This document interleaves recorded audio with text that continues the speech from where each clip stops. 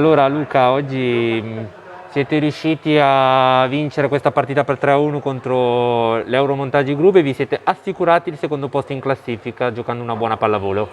Sì, è stato un gran bel risultato, la squadra ha lavorato molto bene a muro, abbiamo fatto a lunghi tratti belle cose in questo fondamentale, abbiamo avuto una bella risposta dai posti 4 che avevano faticato nella scorsa partita contro Volta Mantovana e hanno fatto una prestazione buona, può essere migliorata ancora in alcuni aspetti, ma sono in netta crescita.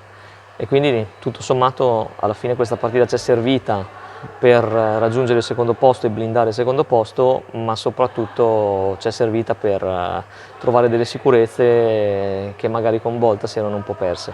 Ecco, facendo un paragone con la partita di Volta, possiamo dire che rispetto alla scorsa partita avete fatto meno errori, perché facendo un calcolo, la scorsa partita con tanti errori vi siete giocati dei set che probabilmente potevate vincere, vista da fuori, e quest'oggi invece avete diminuito tanto gli errori, avete sfruttato bene i muri e poi la novità assoluta è stata Perez che nel ruolo inedito di centrale è riuscita alla sua prima partita comunque a fare un partitone. Secondo me, detto dai tifosi, lei è stata l'MVP morale.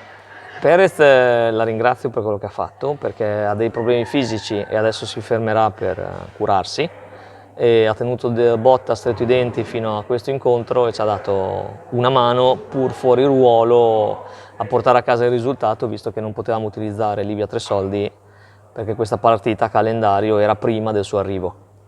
E quindi Perez ha fatto il suo, purtroppo adesso si dovrà fermare per un periodo, ma ci ha dato una bella mano.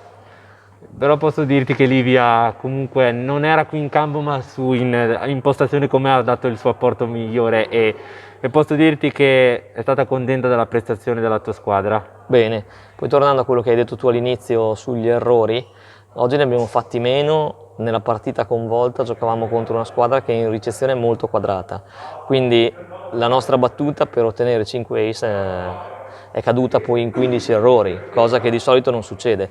Noi di solito usciamo dalle partite che la battuta e la ricezione sono nettamente migliori rispetto alle altre squadre e l'attacco un po' sotto.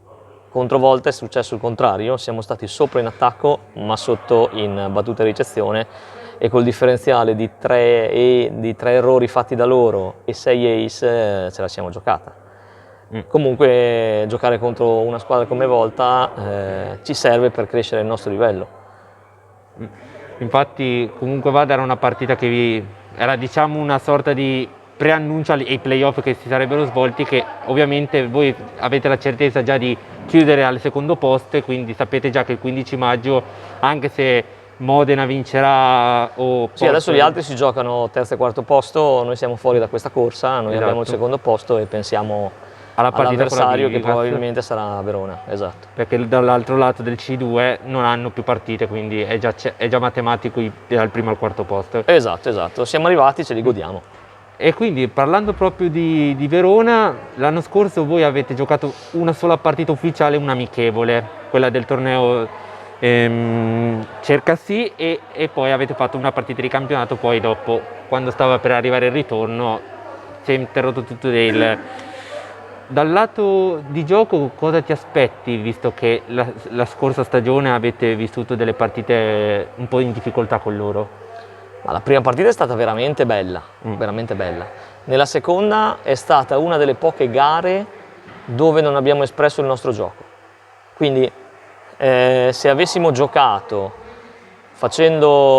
mettendo in campo il nostro modo di essere, il nostro modo di giocare, sarebbe andata diversamente da come è andata.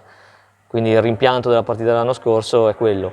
Quest'anno sono due squadre completamente diverse, sia la nostra che la loro, e quindi io dalla mia squadra mi aspetto che andiamo ai playoff per goderseli, giocarseli al massimo e provare a raggiungere il massimo risultato. Poi si vedrà.